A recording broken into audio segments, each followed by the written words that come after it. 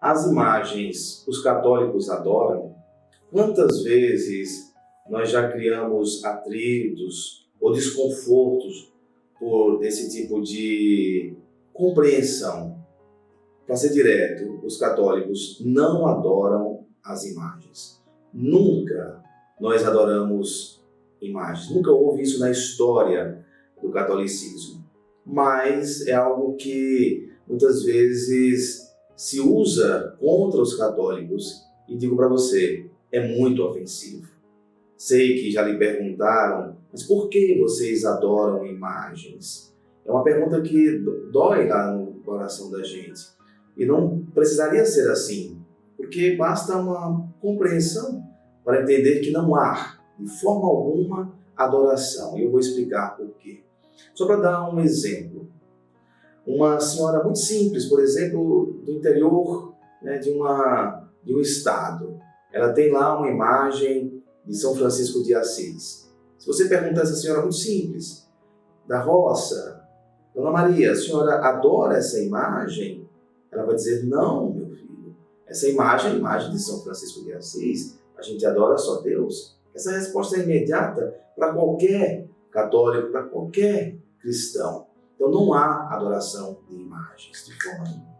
E quando se usa versículos bíblicos do Antigo Testamento para reforçar ainda mais essa crítica, essa indelicadeza, que eu chamo de indelicadeza, esses versículos, quando se diz lá no Antigo Testamento, não farás para vós imagens com mãos humanas, esculturas, nem adorarás essas imagens. Essas expressões tem que entender dentro do contexto que é muito óbvio. O povo de Israel foi um povo que recebeu a revelação de Deus único e verdadeiro. Os outros povos adoravam Deus em imagens construídas com mãos humanas. Era algo comum. E o povo de Israel era acostumado a viver essa realidade de adoração de Deus em imagens, em esculturas. O povo tinha lá uma imagem no centro da comunidade, e para eles aquela imagem era o Deus. Quando Deus começa a se revelar ao povo de Israel, começa a suscitar no coração dos profetas os ensinamentos, dizendo que Ele é o Deus único e verdadeiro, Deus que caminha com o povo, que está com o povo. Então os profetas começaram a dizer para as pessoas, para a comunidade israelita, que Deus não se vê, não se toca, mas está sempre presente. E não vai ser uma imagem que substituirá Deus. Então essa foi uma constante na vida do povo de Israel.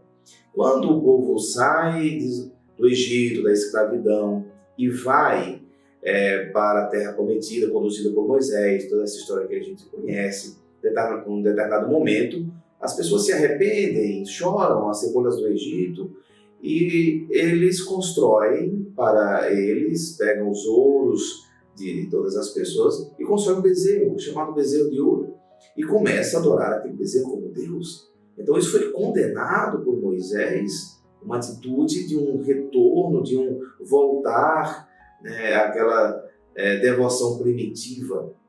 Então, o que é condenado no Antigo Testamento é adorar uma imagem como o próprio Deus. Nós católicos não fazemos isso. E cada vez que dizem isso para nós, nos ofende bastante, porque é insistir em algo que para nós não faz sentido nenhum.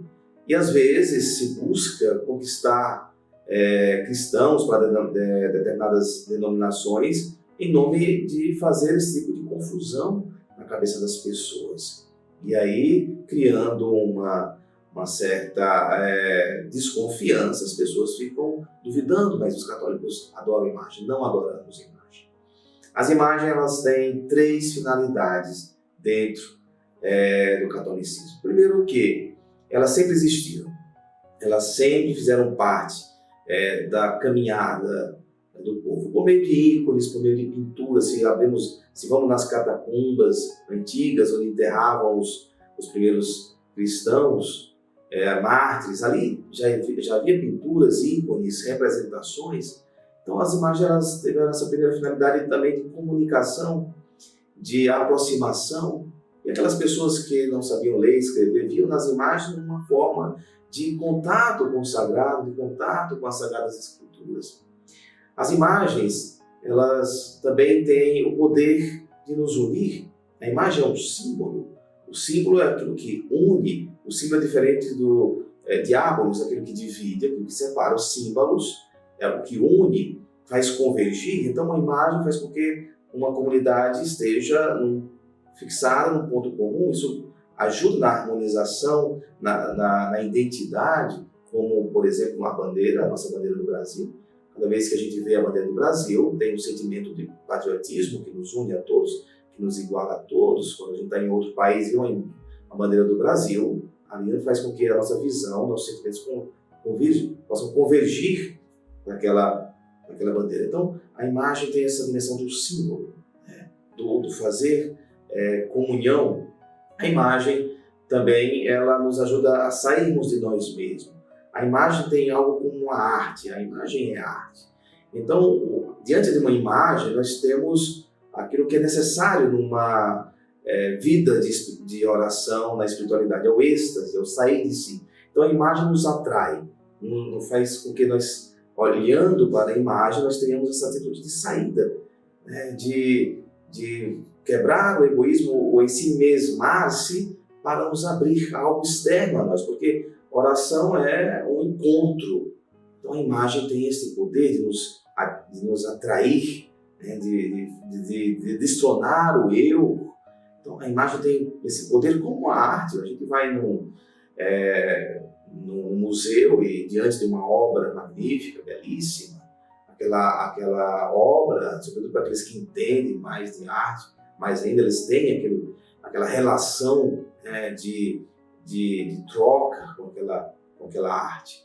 E a imagem evoca uma pessoa, alguém, no nosso caso, os católicos, alguém que fez uma caminhada, que fez um percurso de êxito no seguimento de Jesus Cristo. Então aquela imagem evoca uma história, toda uma tradição. Está diante daquela imagem, está diante da pessoa que viveu profundamente o seguimento de Jesus Cristo.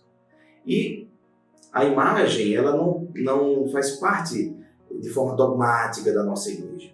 Uma pessoa pode dizer, padre, eu não tenho imagem em minha casa. E isso não faz uma pessoa menos católica por não ter imagem. Não é obrigado ter uma imagem. Não há uma determinação da igreja que tenha imagem. Inclusive, existem igrejas que não têm imagem. É possível você fazer uma igreja sem imagem. Você faz ali uma pintura, um ícone, e não precisa ter imagem.